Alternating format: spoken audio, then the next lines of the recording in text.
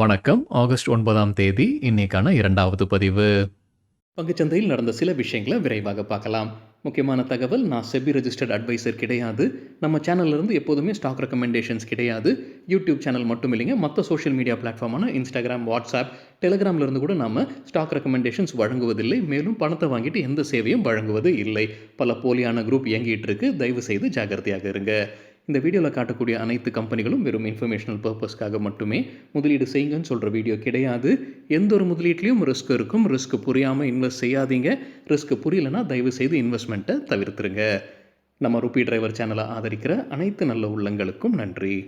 LIC குறித்து CNBC TV 18லேருந்து கிடைத்த ஒரு தகவல். ஆர் துரைசாமி கம்பெனியுடைய எம்டிசியோ சில தகவல் வெளியிட்டிருக்கிறாங்க. அவங்க நிதியாண்டு 2027 டபுள் டிஜிட் வளர்ச்சி இருக்கும்னு சொல்லியிருக்கிறாங்க. அதே ஜூன் குவார்ட்டரில் அவங்களுடைய நியூ பிஸ்னஸ் பிரீமியம் 66,185 கோடி ரூபாய் இயர் ஆன் இயர் 10% அதிகரிச்சிருக்கு. நிதியாண்டு 2027 early டபுள் டிஜிட் வளர்ச்சி இருக்கும்னு கம்பெனியுடைய மேனேஜ்மெண்ட் தெரிவிச்சிருக்கிறாங்க. Retailed annualised premium equivalent year on year 7% அதிகரித்தது. Q1ல் 7,532 கோடி ரூபாய். லூபின் குறித்து சிஎன்பிசி டிவி 18லேருந்து கிடைத்த ஒரு தகவல். கம்பெனியுடைய managing director Nilesh D Gupta சில தகவல் வெளியிட்டிருக்கிறாரு. நிதியாண்டு 2027 யூஎஸ்ஏ சேல்ஸ் ஸ்ட்ராங்காக இருக்கும்னு சொல்லியிருக்கிறாங்க. இந்தியா வளர்ச்சியும் பொதுவாக மார்க்கெட்டை கம்பேர் பண்ணும்போது அதிகமாக இருக்கும்னு சொல்லியிருக்கிறாங்க. நிதியாண்டு 2027 அவங்க முன்னவே கைடன்ஸ் கொடுத்துருந்தாங்க யூஎஸ் பிஸ்னஸ்க்கு $1 பில்லியன். இப்போ அதை கடக்க போகிறதாக சொல்லியிருக்கிறாங்க. இப்போ 1.1 பில்லியன் அல்லது $1.2 பில்லியன் எட்டுவதற்கான வாய்ப்புகள் இருக்குன்னு கம்பெனியுடைய மேனேஜ்மெண்ட் நம்பிக்கை தெரிவிச்சிருக்கிறாங்க. இந்தியா பிஸ்னஸ்க்கு அவங்க முன்ன கொடுத்திருந்த கைடன்ஸ் 14லிருந்து 15% வளர்ச்சி இருக்கும்னு அது தொடரப்போகுது. மார்ஜின் கைடன்ஸ் நிதியாண்டு 2027 அவங்க முன்ன சொல்லியிருந்தது அது தொடர்றாங்க. 24லிருந்து 25% ரேஞ்சில் இருக்கும்னு சொல்லியிருக்கிறாங்க கம்பெனியுடைய management. Jindal stainless dividend ₹3 record டேட்டை அறிவிச்சிருக்கிறாங்க. ஆகஸ்ட் 21 இந்த டிவிடெண்டுக்கான ரெக்கார்ட் டேட்.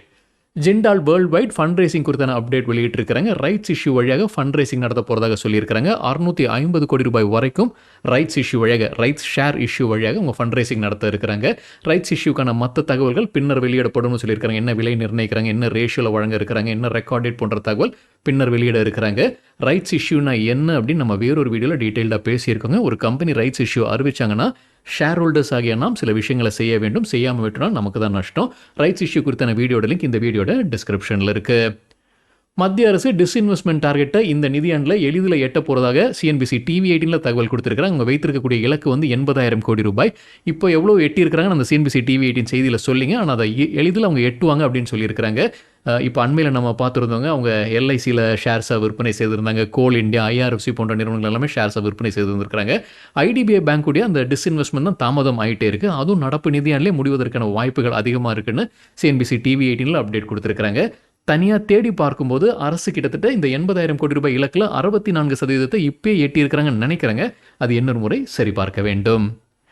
ஜேகே டயர்ஸ் குறித்து சிஎன்பிசி டிவி 18லேருந்து கிடைத்த ஒரு தகவல். வெள்ளிக்கிழமை இன்ட்ராடேல 5% வீழ்ச்சியை பார்த்துருந்தது. அவங்க ரிசல்ட் அறிவிச்சிருந்தாங்க. அதற்கு பிறகு வீழ்ச்சியை பார்த்துருக்குன்னு சிஎன்பிசி டிவி 18ல் அப்டேட் கொடுத்துருக்காங்க.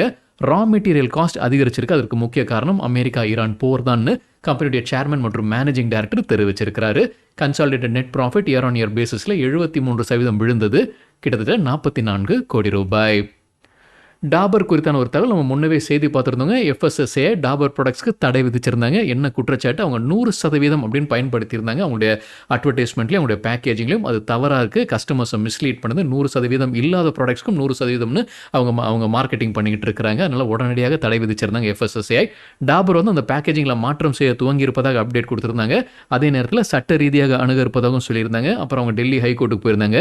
இப்போ டெல்லி ஹைகோர்ட் டாபருக்கு சாதகமாக இன்ட்ரிம் ஆர்டர் பாஸ் பண்ணியிருக்கிறாங்க. இடைக்கால ஆர்டர் பாஸ் பண்ணியிருக்காங்க. அந்த தடையை நீக்கி இருக்கிறாங்க. ஸோ பேன் பண்ண முடியாது.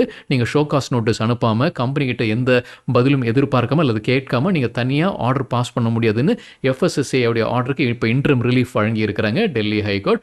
அடுத்த ஹியரிங் அடுத்த 2 வாரத்தில் இருக்குங்க. அதே போல் எஃப்எஸ்எஸ்ஏ அவங்க தரப்புலேருந்து என்ன பிரச்சனை இருக்குது, என்ன தவறு கண்டிருக்கிறாங்கன்ற அப்டேட்டும் கோர்ட்டுக்கு தாக்கல் செய்யணும்னு டெல்லி ஹைகோர்ட் கேட்டிருக்கிறாங்க. கிராம்ப்டன் கிரீவ்ஸ் கன்சூமர் எலக்ட்ரிக்கல்ஸை வேறொரு நிறுவனம் டேக் ஓவர் பண்ண போகிறாங்கன்னு ஒரு செய்தி இருந்துகிட்டு இருக்குங்க. இது முற்றிலுமாக ரூமர்ஸ் தான். கம்பெனியுடைய மேனேஜ்மெண்ட் குரூப் சிஎஃப்ஓ மற்றும் head of strategy Kaleeswaran Arunachalam அதை சொல்லியிருக்கிறாங்க. அது தவறான செய்தி, அது ரூமர்ஸ் தான் அவர் அப்டேட் கொடுத்துருக்காங்க. தகவல் நமக்கு கிடைத்தது சிஎன்பிசி டிவி 18லேருந்து. கூடுதல் தகவல் என்னென்னா, சீலிங் ஃபேன்ஸில் கம்பெனி தான் மார்க்கெட் லீடராக இருப்பதாக சொல்லியிருக்கிறாங்க. இந்தியா மற்றும் குளோபல் லெவலில் சீலிங் ஃபேன்ஸில் மார்க்கெட் லீடராக கிராம்ப்டன் கிரீவ்ஸ் கன்சூமர் எலக்ட்ரிக்கல்ஸ் தொடருவதாக கம்பெனியுடைய மேனேஜ்மெண்ட் தெரிவிச்சிருக்கிறாங்க. ஃபாரின் போர்ட்ஃபோலியோ இன்வெஸ்டர்ஸுடன் இந்தியன் அத்தாரிட்டிஸ் பேச்சுவார்த்தை நடத்திட்டு இருக்காங்கன்னு மணி கண்ட்ரோலில் தகவல் கொடுத்துருக்காங்க. இந்தியன் அத்தாரிட்டிஸ்னு சொல்லும்போது அதில் செபி அதிகாரிகளும் இருக்கிறாங்க, பல துறைகளை சார்ந்த அதிகாரிகளும் இருக்கிறாங்கன்னு மணி கண்ட்ரோலில் சொல்லியிருக்கிறாங்க. ஒரு மீட்டிங் ஏற்கனவே முடிஞ்சிருக்கு, இன்னும் பல மீட்டிங் ஸ்கெடியூல் பண்ணியிருக்கிறாங்கன்ற அப்டேட். எதற்காகனா எஃபிஐ ஃபாரின் போர்ட்ஃபோலியோ இன்வெஸ்டர்ஸ் மறுபடியும் இந்தியாவில் அதிக அளவில் முதலீடு செய்ய வேண்டும், அதற்காக தான் இந்த மீட்டிங்ஸ் நடத்திக்கிட்டு இருப்பதாக சொல்லியிருக்கிறாங்க. எது குறித்தெல்லாம் பேசியிருக்கிறாங்கன்னா இந்த லாங் டேர்ம் கேபிட்டல் கெயின்ஸ் குறித்து பேசியிருக்கிறாங்க. லாங் டேர்ம் கேபிட்டல் கெயின்ஸ் இப்போ இருக்குங்க, முன்ன கிடையாது. 2017 ஆண்டில் தான் அதை கொண்டு வந்திருந்தாங்க. 2024 மறுபடியும் அதை உயர்த்தியிருந்தாங்க, 10% 12.5% உயர்த்தி இருந்திருக்காங்க. ஸோ இந்த எல்டிசிஜி லாங் டேர்ம் கேபிட்டல் கெயின்ஸை நீக்குவது குறித்து அவங்க பேச்சுவார்த்தை நடத்திக்கிட்டு இருக்காங்க, பேசிக்கிட்டு இருக்காங்கன்னு சொல்லியிருக்காங்க. மற்றொரு தகவல் என்னன்னா செக்யூரிட்டிஸ் டிரான்சாக்ஷன் டாக்ஸ் குறித்தும் பேசிக்கிட்டு இருக்காங்க. செக்யூரிட்டிஸ் டிரான்சாக்ஷன் டாக்ஸையும் இந்த 2027 நிதியாண்டு பட்ஜெட்டில் உயர்த்தி இருக்கிறாங்க. எஸ்டிடியை செக்யூரிட்டிஸ் டிரான்சாக்ஷன் டாக்ஸை நல்லா உயர்த்தி இருக்கிறாங்க. ஃபியூச்சர்ஸ் அண்ட் ஆப்ஷன்ஸ்க்கு குறிப்பாக ஃபியூச்சர்ஸ் உடைய செல்லிங் டிரான்சாக்ஷன் நிறையவே உயர்த்தி இருக்கிறாங்க. 150% 0.02%-லிருந்து 0.05% உயர்த்தி இருந்திருக்காங்க. ஸோ இந்த இரண்டு விஷயம் குறித்து முக்கியமாக பேசிக்கிட்டு இருக்கிறாங்க. ஒன்று வந்து அந்த எஸ்டிடியை குறைங்க, மற்றொன்று வந்து அந்த எல்டிசிஜியை நீக்குங்க அப்படின்னு. மற்றொரு அப்டேட் என்னன்னா டைகர் குளோபல் நிறுவனத்துன்னு ஒரு கோர்ட் கேஸ் போய்கிட்டு இருக்குங்க. அந்த வழக்கில் அரசு என்ன முடிவு எடுக்கிறாங்கன்றது எஃபிஐ உன்னிப்பாக கவனிச்சுக்கிட்டு இருக்கிறாங்க. இது சரியா எனக்கு விளங்கலைங்க. எனக்கு புரிஞ்ச வரைக்கும் ஒரு இந்தியா மொரீஷியஸ் ட்ரீட்டி இருந்திருக்கு 2017. அதில் எல்டிசிஜி குறித்து அவங்க ஒரு முடிவுக்கு வந்திருக்கிறாங்க.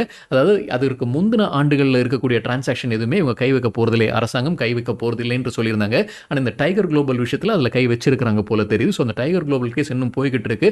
அதில் அரசுடைய நிலைப்பாடு என்னன்றது தெளிவுபடுத்த வேண்டும்னு எஃபிஐ தரப்பு வந்து கோரிக்கையை முன்வைத்திருக்கிறாங்கன்னு மணி கண்ட்ரோலில் அப்டேட் கொடுத்திருக்கிறாங்க.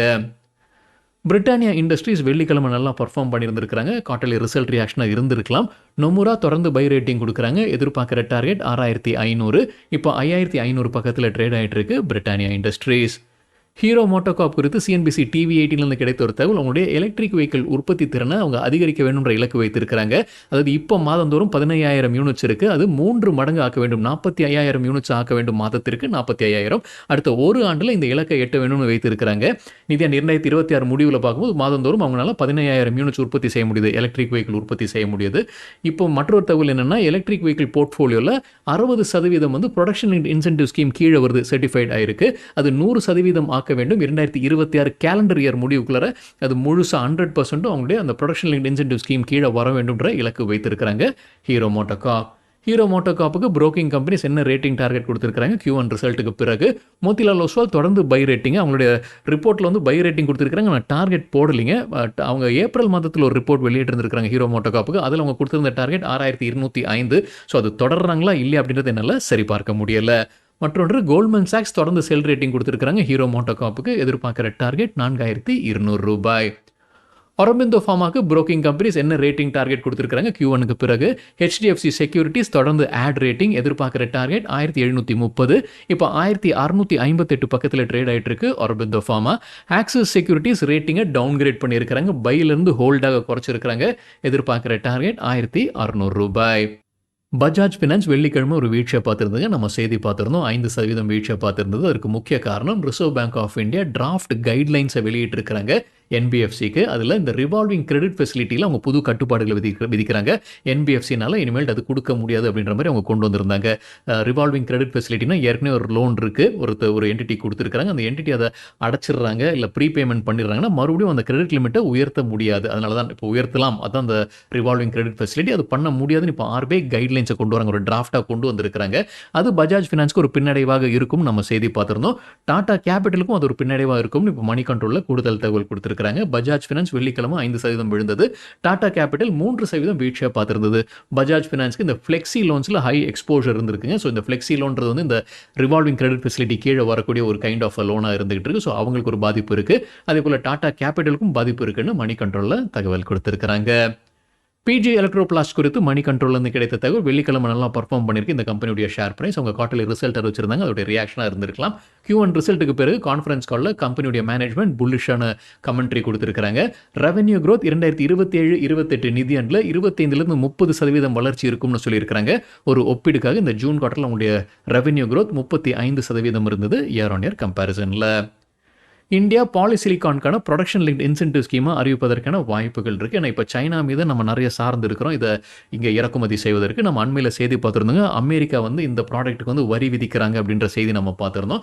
செமிகண்டக்டருக்கு ஒரு ரா மெட்டீரியலாக இருந்துகிட்டு இருக்குது பாலிசிலிகான். அதே போல் இந்த சோலார் ஃபோட்டோ வோல்டைக் பேனல்ஸ்க்கும் இவங்க ஒரு முக்கிய ரா மெட்டீரியல் இருந்துகிட்டு இருக்கு பாலிசிலிகான். ஸோ இந்தியா அரசு ப்ரொடக்ஷன் லிங்க் இன்சென்டிவ் ஸ்கீமை கொண்டு வர இருக்கிறாங்க இந்த பாலிசிலிகானுக்கு. தகவல் நமக்கு கிடைத்தது சிஎன்பிசி டிவி 18லேருந்து. டெனிகோ குறித்து சிஎன்பிசி டிவி 18லேருந்து கிடைத்த ஒரு தகவல். கம்பெனியுடைய சிஇஓ அரவிந்த் சந்திரா சில விஷயங்களை சொல்லியிருக்கிறாரு. ரெவன்யூ க்ரோத் நிதியாண்டு 2027 டபுள் டிஜிட்டில் இருக்கும்னு சொல்லியிருக்கிறாங்க. முன்னவே அதான் கைடன்ஸாக கொடுத்துருந்தாங்க, அது தொடர்வதாக சொல்லியிருக்கிறாங்க. மர்ஜர் அண்ட் அக்விசிஷனில் கவனம் செலுத்த இருப்பதாக சொல்லியிருக்கிறாங்க. அவங்களுடைய இன்டர்னல் கம்பஷன் இன்ஜின், ஹைபிரிட் மற்றும் எலக்ட்ரிக் வெஹிக்கிள் பிஸ்னஸில் இன்வெஸ்ட்மெண்ட் குறித்தும் அவங்க பரிசீலனை செய்து வருவதாக சொல்லியிருக்கிறாங்க கம்பெனியுடைய management. CCPA central consumer protection authority 8 நிறுவனங்கள் மீது அபராதம் விதிச்சிருக்கிறாங்க. அந்த 8ல் Zepto, indigo airlines, FirstCry இருக்கிறாங்க. என்ன குற்றச்சாட்டு? இவங்களுடைய ஆன்லைன் பிளாட்ஃபார்மில் நம்ம டிக்கெட் புக் பண்ணும்போது அல்லது ப்ராடக்ட்ஸ் வாங்கும்போதோ அவங்க தவறாக நம்மளை மிஸ்கைட் பண்ணுறாங்க, நம்மகிட்ட இருந்து அதிகமாக பணத்தை வாங்குறாங்க அல்லது தேவையில்லாத ஆப்ஷன்ஸை எனேபிள் பண்ணி விட்டுறாங்க. நம்ம அனுமதி கொடுக்காமலே அவங்க கூடுதலாக பணம் வசூலிக்கிறாங்க. அதாவது டொனேஷன் எனேபிள் பண்ணி விட்டுறாங்க, மெம்பர்ஷிப் எனேபிள் பண்ணி விட்டுறாங்க. ஸோ நம்ம அனுமதி வழங்காமலே டிஃபால்ட்டாக அது எனேபிள் ஆகிடுது. ஸோ அதற்காக நம்ம முன்னவே செய்தி பார்த்திருந்தோம், இந்த CCPA central consumer protection authority சில நிறுவனங்கள் மீது நடவடிக்கை எடுத்திருந்தாங்கன்னு. இப்போ 8 பிளாட்ஃபார்ம்ஸ், அதாவது Zepto, indigo airlines, FirstCry, pharmacy, McCafe, BookMyShow, Physics Wallah, SpiceJet போன்ற நிறுவனங்கள் மீது அவங்க நடவடிக்கை எடுத்திருக்கிறாங்க, அபராதம் போட்டிருக்கிறாங்க. ஜெப்டோ மீது 7 லட்சம் ரூபாய் அபராதம் விதிச்சிருக்கிறாங்க. ஃபர்ஸ்ட் கிரை மீதும் அபராதம் விதிச்சிருக்கிறாங்க 2 லட்சம் ரூபாய். ஃபர்ஸ்ட் கிரை தான் அந்த ப்ராடக்ட்ஸ் அவங்க முன்ன காட்டுறாங்க அவங்க வெப்சைட்டில். நம்ம எனேபிள் பண்ணும்போது அது மேக்ஸிமம் ரீட்டைல் ப்ரைஸ் தான் சொல்கிறாங்க, அதாவது டேக்ஸும் சேர்த்து. ஆனால் செக் அவுட் பண்ணும்போது கூடுதலாக டேக்ஸை சேர்க்கிறாங்க, தனியாக சேர்க்கிறாங்க. ஸோ அந்த ப்ராக்டிஸ் தவறானது. அதனால் 2 லட்சம் ரூபாய் அவங்க மீது அபராதம் போட்டிருக்கிறாங்க. ஃபிசிக்ஸ் வாலா மீதும் அபராதம் வச்சிருக்காங்க. நம்ம டொனேஷனுக்கு எனேபிள் பண்ணிடுறாங்க, 10 ரூபா டொனேஷன் டிஃபால்ட் எனேபிள் பண்ணிடுறாங்க. நம்ம கவனிக்காமல் விட்டுட்டு அந்த 10 ரூபா கூடுதலாகவே சேர்த்து எடுத்துடுறாங்க. அது மட்டும் இல்லாமல் நம்மளை எமோஷனலாக தாக்குற மாதிரியான வீடியோஸ், ஃபோட்டோஸ் எல்லாம் போட்டு அவங்க அந்த பணத்தை வசூலிக்க முயற்சி செய்கிறாங்க. அவங்க மீது 5 லட்சம் ரூபாய் அபராதம் விதிச்சிருக்கிறாங்க. அது மட்டும் இல்லை, சில கோர்சஸை ஆக்சஸ் பண்ணணும் அப்படின்னா நம்ம பர்சனல் இன்ஃபர்மேஷனை ஃபிசிக்ஸ் வாலா கேட்குறாங்கன்ற குற்றச்சாட்டும் இருக்குது. எல்லாம் சேர்த்து 5 லட்சம் ரூபாய் அவங்க மீது அபராதம் விதிச்சிருக்கிறாங்க. சரிங்க, இதுதான் சில விஷயங்கள் என்னுடைய பார்வைக்கு எட்டியது. நன்றி, வணக்கம்.